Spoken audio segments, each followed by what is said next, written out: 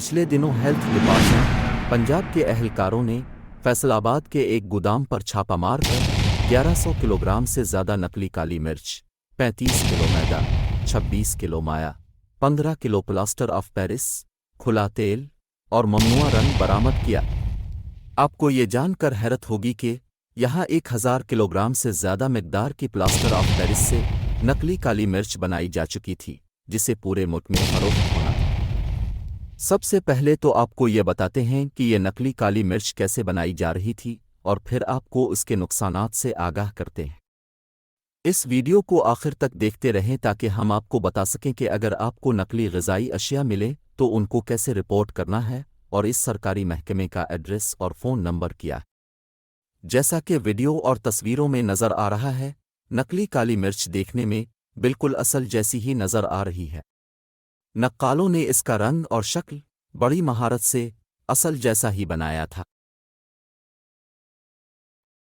اس کو بنانے کے لیے پلاسٹر آف پیرس کو پانی میں گھول کر پہلے چھوٹی چھوٹی گولیاں بنائی جاتی تھیں، پھر انہیں خشک کیا جاتا تھا، اس کے بعد کالا رنگ کیا جاتا تھا، اور آخر میں گولیوں کو اصل کالی مرچ کے پانی میں تھوڑی دیر رکھا جاتا تھا تاکہ ان میں سے کالی مرچ کی خوشبو آئے اور سونگھنے پر بالکل خبر نہ ہو سکے کہ یہ اصلی کالی مرچ نہیں ہے۔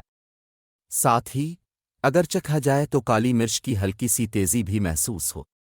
پھر اس نقلی کالی مرچ کو مختلف پیکٹوں میں بند کر کے دکانوں پر سپلائی کر دیا جاتا تھا۔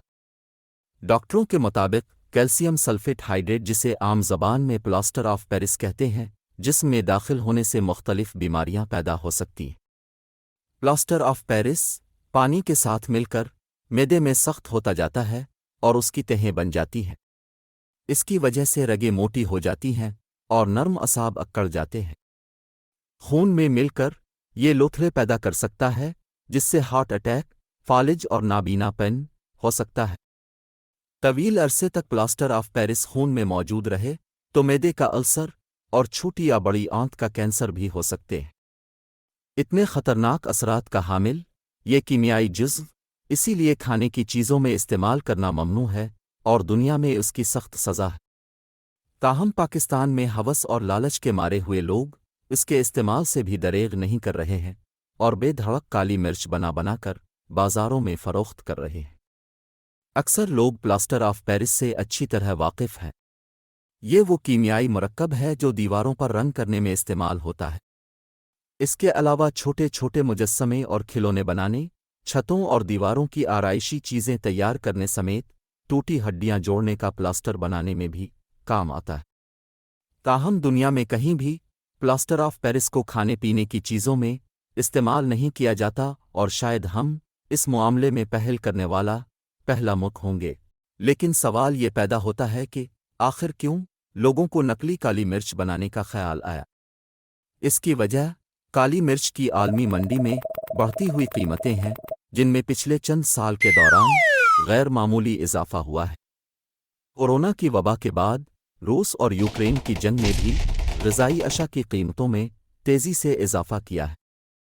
تاہم سب سے بنیادی وجہ یہ ہے کہ چونکہ پاکستان میں کالی مرچ پیدا نہیں ہوتی، اس لیے ہم ہر سال کروڑوں ڈالر صرف کالی مرچ منگوانے پر خرچ کرتے ہیں۔ آج کل اچھے برانڈ کی کالی مرچ کی قیمت 3000 روپے کلو سے زیادہ ہے۔ آپ کو یہ جان کر حیرت ہوگی کہ بیرون ملک سے کالی مرچ منگوانے والوں میں پاکستان 20ویں نمبر پر ہے۔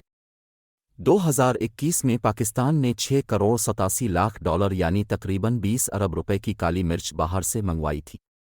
جی ہاں، ہم پاکستانی ہر سال باہر سے منگوا کر 20 ارب روپے کی صرف کالی مرچ ہی کھا جاتے ہیں۔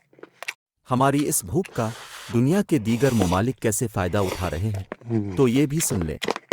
سال 2020 اور 2021 کے درمیان پاکستان نے ویتنام سے 3 کروڑ 31 لاکھ ڈالرز، چین سے 52 لاکھ 20 ہزار ڈالرز، متحدہ عرب امارات سے 33 لاکھ 10 ہزار ڈالرز، اور حد تو یہ ہے کہ مڈغاسکر جیسے ملک سے بھی 19 لاکھ 80 ہزار ڈالرز کی کالی مرچ خریدی تھی۔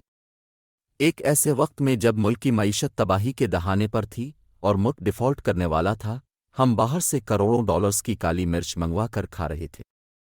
ادھر پاکستان میں جب پچھلے سال ڈالرز کی کمی کے باعث مختلف درآمدات پر محدود مدت کی پابندی عائد ہوئی تھی، تب کالی مرچ بھی باہر سے آنی بند ہو گئی تھی، جس کی وجہ سے مقامی منڈی میں کالی مرچ کی قلت پیدا ہوئی اور اس کے دام آسمان سے باتیں کرنے لگے۔ اسی موقع سے فائدہ اٹھانے کے لیے منافع خوروں اور مجرمانہ سوچ رکھنے والوں نے نقلی کالی مرچ کی تیاری کو تیزی سے پیسہ کمانے کا طریقہ سمجھا اور پلاسٹر آف پیرس سے کالی مرچ بنانی شروع کر دی۔ مسئلہ یہ ہے کہ ہم جنوبی ایشیا کے رہنے والے، بالخصوص پاکستان اور ہندوستان کے لوگ، ہزاروں سال سے کالی مرچ کھا رہے ہیں۔ ہمارے کھانوں، دواؤں اور رسوم و رواج میں کالی مرچ کا خاص حصہ ہے۔ بے شمار لوگوں کے تو دن کا آغاز ہی کالی مرچ سے ہوتا ہے جب وہ اپنے ہاف فرائیڈ انڈے پر کالی مرچ ڈال کر کھاتے ہیں۔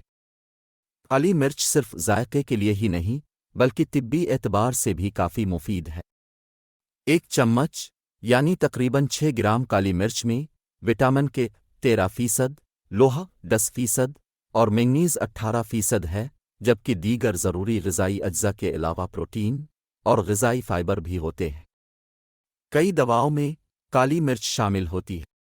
نزلہ، زکام اور گلے کی خراش میں کالی مرچ کا استعمال مفید بتایا گیا ہے۔ قدیم مصری بھی اس کے فوائد سے آگاہ تھے اور فرعون رامسیس دوم کی حنوط شدہ لاش کے نتنوں میں بھی کالی مرچ کے 2 دانے پھنسے ہوئے تھے۔ پاکستان میں ملاوٹی اور نقلی غذائی اشیاء کی کھلے عام تیاری اور بازاروں میں فروخت کا معاملہ سنگین ہوتا جا رہا ہے۔ اس کی وجہ قوانین کا نہ ہونا اور سزاؤں کا نرم ہونا، متعلقہ محکموں کی کرپشن اور ملی بھگت، تحقیقی اداروں کی قلت اور عوام کی جانب سے غفلت کا رویہ ہونا ہے۔ عدالتوں میں جعلی غذائی اشیاء بنانے والے مجرم ثبوت اور شواہد نہ ہونے کی وجہ سے بچ نکلتے ہیں اور دھڑلے سے واپس آ کر اپنا کام زیادہ بے خوفی سے کرنے لگتے ہیں۔ مگر ان سب باتوں کی قیمت لوگ ادا کر رہے ہیں اور پاکستان میں بیماریوں کی شرح تیزی سے بڑھتی جا رہی ہے۔ پاکستان میں دل اور جگر کے امراض، کینسر اور یرقان جیسی بیماریاں بڑھ رہی ہیں، جن کے اسباب میں جعلی غذائی اشیاء کا استعمال بھی شامل ہے۔ حکومت کو چاہیے کہ جعلی غذائی اشیاء بنانے والوں کے لیے سخت قوانین بنائے، انہیں جرمانے اور قید کے ساتھ دیگر سزائیں بھی دی جائیں، ذمہ دار محکموں سے بازپرس کی جائے اور ان کی کارکردگی کو بہتر بنایا جائے۔ عوام کو جعلی اشیاء کی شناخت کے بارے میں آگاہ کیا جائے اور ایسے نظام بنائے جائیں کہ اگر عوام کو کسی جعلی غذائی شے کا علم ہو تو وہ اسے بآسانی رپورٹ کر سکیں۔ ہم سب مل کر ہی اس برائی کا خاتمہ کر سکتے ہیں۔ پنجاب میں نقلی غذائی اشیاء کی شکایت کے لیے پنجاب فوڈ اتھارٹی کے فون نمبر 1223 پر فون کریں۔ اگر آپ کو عوام نامہ کی یہ رپورٹ پسند آئی ہو تو ہمارا چینل لائک کریں اور دوسروں سے شیئر کریں۔ عوام کی زندگی سے جڑی کسی ایسی ہی رپورٹ کے ساتھ اب سے پھر ملاقات ہوگی۔ آپ کی توجہ اور تبصروں کا پیشگی شکریہ۔